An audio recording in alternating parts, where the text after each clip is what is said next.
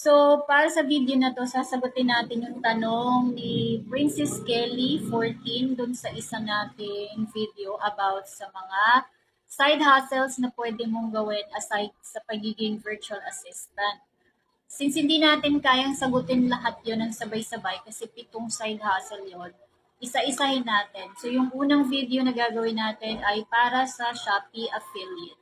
So, let's go sa ating Shopee app para sa step-by-step guide kung paano magsimula as a Shopee affiliate. This is the step-by-step guide on how to register. So, once login ka na sa Shopee, hanapin mo lang yung icon na mukhang tao o yung may nakalagay na me, yan yung profile mo. Pag pindot mo ng me, lalabas itong options mo, see all. Pindutin mo lang yan at hanapin mo dyan yung affiliate program. Pagkapindot mo ng affiliate program, lalabas ito. Kailangan mo lang i-fill out yung mga details. Piliin mo yung individual. Pagkatapos mamili ka ng social media app kung saan ka magpo-promote. Syempre, kailangan mong pindutin yung Shopee. Mas marami, mas okay. Mas okay kung magdadagdag ka pa ng ibang social media app like Facebook, YouTube para mag-promote.